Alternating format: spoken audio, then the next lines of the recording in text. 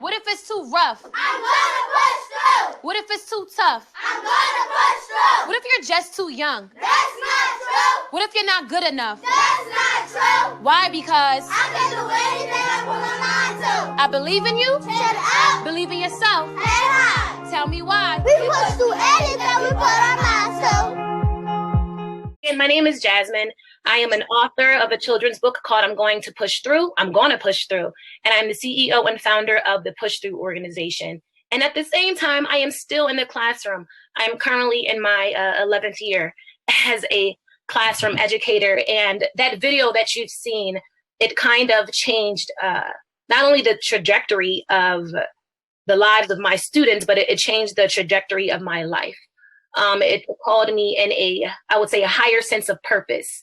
It's currently being used in classrooms all over the world. And the same question that I get from educators all over is, what is this philosophy that you have, of education? Or how do you instill this in your students? What is the mindset that you have? And, I never really had an answer for them. I just was always like, well, this is just something that I do.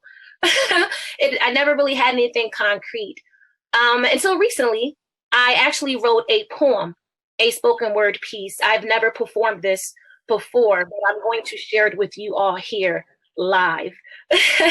So this is the debut of it. I would like to call it my 2-minute philosophy of education, of my mindset of how I reach them and how I teach them.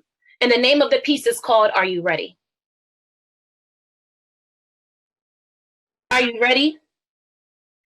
Welcome to an unordinary classroom where lifelong learning appears a bit different, where you're considered more than just a test score, and the main standards that I'll make common to your core are the ones that you create and set for yourselves. Put a brand new spin on comprehension.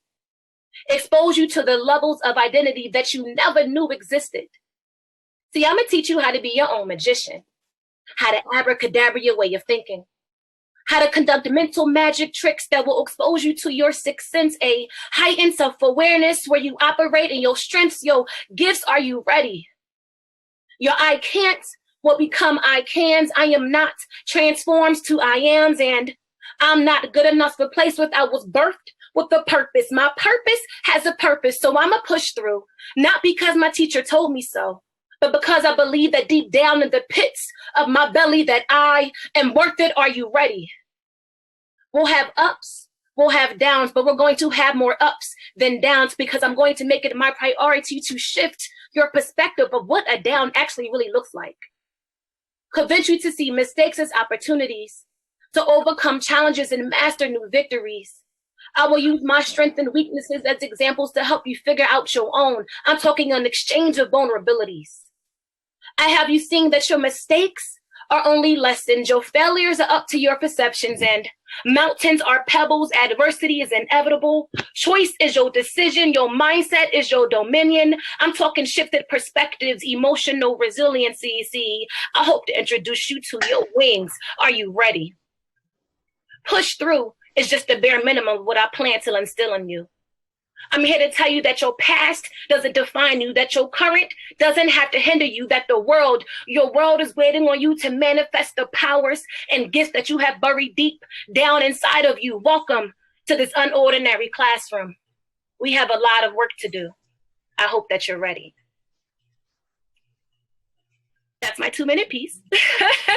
And I wrote that again to just kind of try to quantify how I see the classroom, how I view education, how I view teaching. Teaching to me is more than ABCs and 1, 2, 3s. It's more than academics, right? And believe it or not, I'm saying this on this platform, is more than literacy. In order to get kids to be literate, in order to get kids to excel in the classroom and beyond, they have to first know who they are.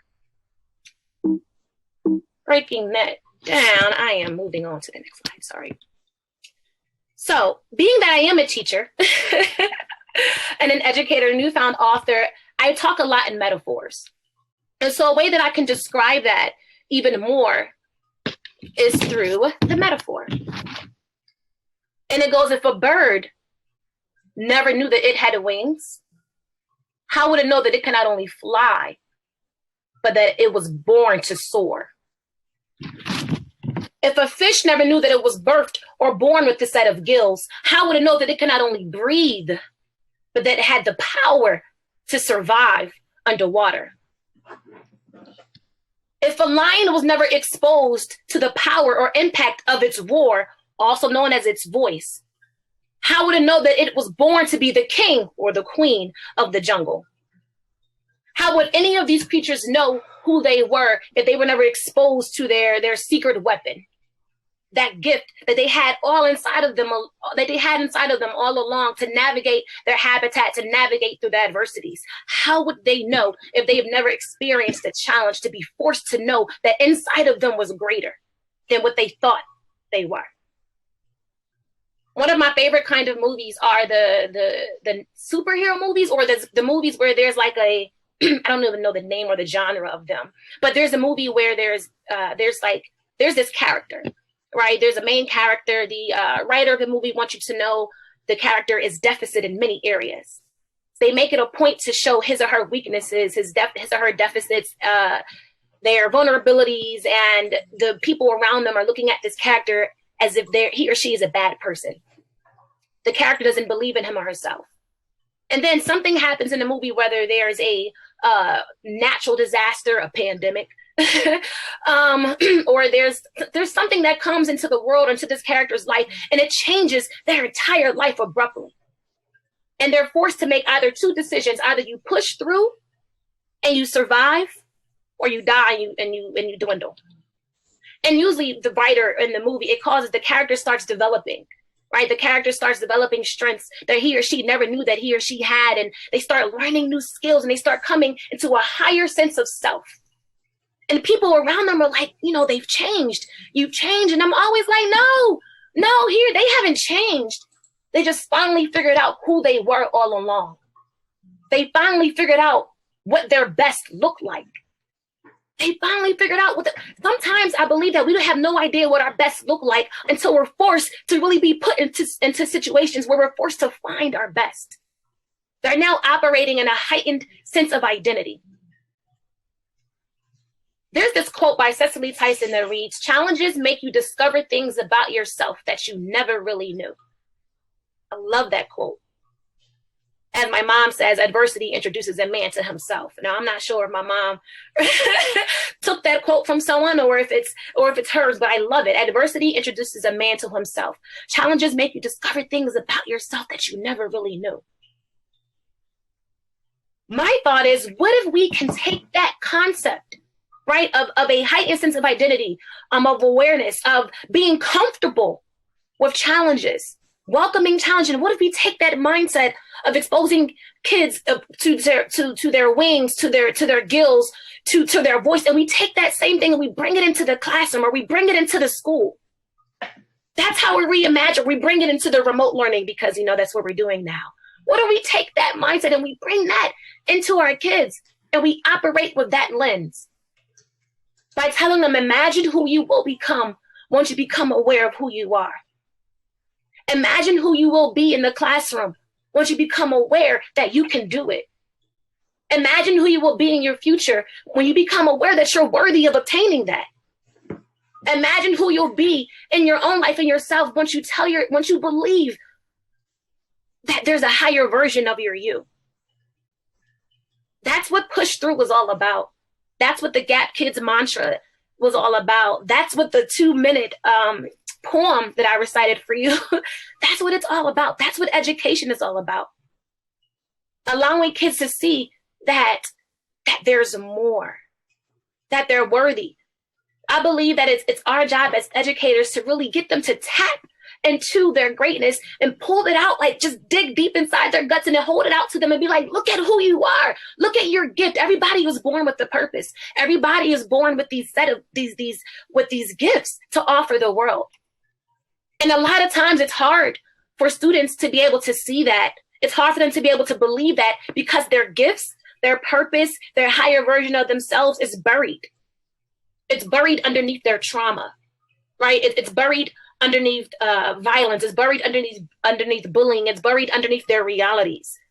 A lot of our children are dealing with realities that many of us as adults can't even fathom. I've witnessed some real realities for my babies, right? They're suffering from abuse, neglect. They're suffering from poverty, not even poverty externally, but poverty inside of themselves. I'm talking low self-esteem, lack of confidence, right?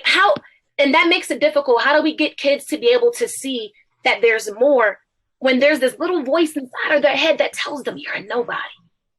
You'll never be good enough. No one likes you. Yeah, what you see is what you get.